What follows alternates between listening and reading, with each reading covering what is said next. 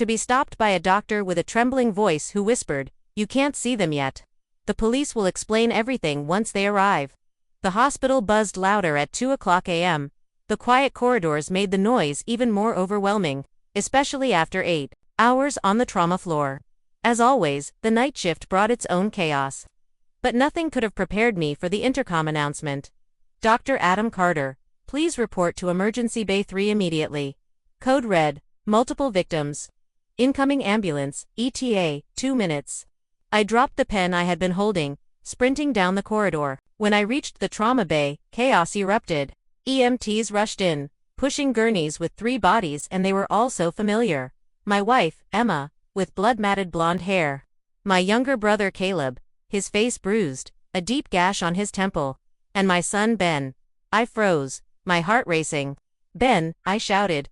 But before I could reach them, a hand caught my shoulder. It was Dr. Reyes, the attending on call. He pulled me back gently but firmly.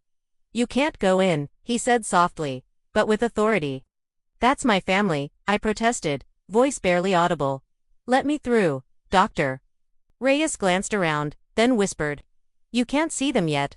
The police will explain everything once they arrive." Time froze. A siren wailed outside. The nurses scrambled around me, but the world had gone silent. "What do you mean?" I whispered, barely able to breathe. "Why would the police?" His eyes dropped. I knew then that something wasn't right. This wasn't just an accident. The police arrived 20 minutes later.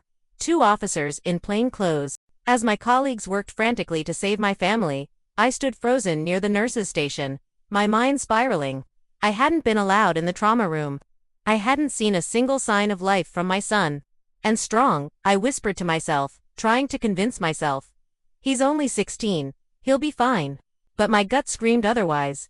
The way Dr. Reyes had looked at me, the tight lips, the averted gaze, it felt less like medical concern and more like guilt. Finally, Officer Daniels approached me, his notepad already out. "Dr. Carter, we'd like to speak with you privately." I gestured to the break room, closing the door behind us. "What happened?" I demanded. Officer Daniels exchanged a glance with his partner before he began. "Earlier tonight, around 1:15 a.m., your wife's vehicle was found crashed into a guardrail on County Route 7. My stomach dropped. "That's 20 meters from our house." He nodded. "Yes, all 3 passengers were found unconscious. Your son was in the back seat." "Who was driving?" Daniels paused. "We believe your brother may have been behind the wheel. There was no seatbelt mark on him, and the airbags deployed only on the passenger side." "What kind of evidence do you have?" He hesitated again. "There were open bottles of wine in the car, several glasses, and a hotel keycard wedged between the front seats." I couldn't believe what I was hearing. They were drinking. Daniels looked away. "Yes, no," I muttered. "Caleb doesn't drink. Not since his DUI 5 years ago, and Emma barely touches alcohol." "Then why was Ben in the car at that hour?" I asked, my voice cracking. "Why would my wife be in a car with my brother and son alone at night with wine?" Daniels didn't answer. Instead, he pulled out a clear bag with Emma's cell phone. "It wasn't locked when we recovered it," he said, opening the gallery. My heart pounded as he tapped through the photos. A selfie, Emma in a hotel mirror wearing only a robe. Caleb's arms around her, kissing her neck. Timestamp, 12:48 a.m., 27 minutes before the crash. I staggered back. "No," I whispered. No, they wouldn't." The officer's voice was low. "I'm sorry." My legs nearly gave way. This wasn't just an affair. This was my wife and my brother, and they dragged my son into this nightmare. Maybe he had caught them. Maybe he'd found out. Officer Daniels' steady hand rested on my shoulder. "There's more," he said softly. But I wasn't listening anymore. The image burned in my mind, and all I could think was, how long had I been sleeping beside a woman who could do this? The ICU hallway was silent. Ben had been stabilized and moved to a private room, but Emma and Caleb were still in critical condition.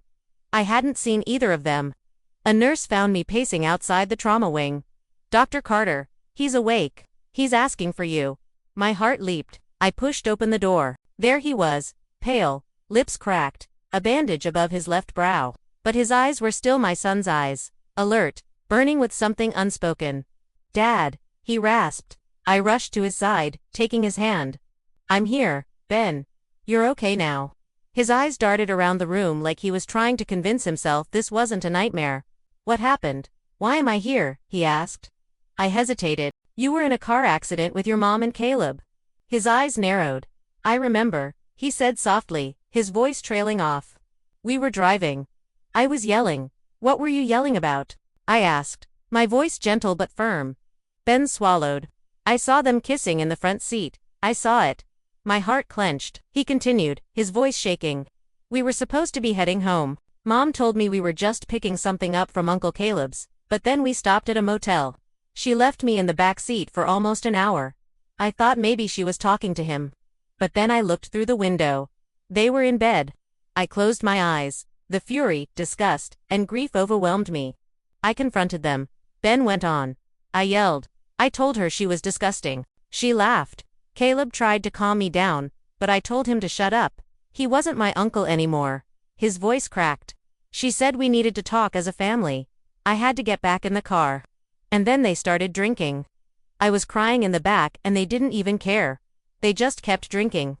I felt a burning fire inside me. They had dragged my son into this nightmare, endangered his life, crushed his innocence, and tried to play it off as something to be solved over a bottle of wine. This was no longer just betrayal.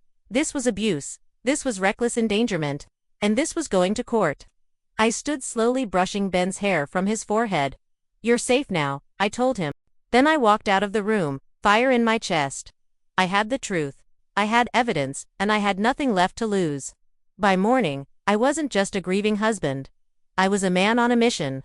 With Ben's testimony, Emma's phone with damning evidence, and hospital records confirming Emma and Caleb's intoxication, I was ready to take them down. I made a call to Jason, a family lawyer. By noon, the divorce proceedings were filed. By evening, Officer Daniels confirmed that the DA would likely pursue charges of child endangerment and DUI, and I made sure the hospital ethics committee knew the truth. Emma's hypocrisy was too much to bear. That night, I stood outside Caleb's room, staring through the glass at the man who once protected me, the man who had betrayed me. Later that night, Emma called. She said she was sorry that she didn't mean for it to go so far. I let her talk, but then I told her, forgiveness isn't mine to give. It belongs to the people you hurt. I hung up. 3 months later, Emma lost her career. Caleb was humiliated, alone. One quiet afternoon, Ben was back to sketching in his notebook when my phone rang. Emma, Adam. I know you probably hate me, she whispered. I said nothing. I thought maybe one day we could talk. Maybe you could forgive me. I closed my eyes, then replied, forgiveness isn't mine to give. I'm here to protect my son. And with that, I hung up. That night, Ben and I sat outside looking up at the stars. Do you think people can change? He asked. I thought about it. Yes, but some only do after they've lost everything they thought they couldn't. He nodded slowly. And me? I smiled. You've already changed. You're stronger.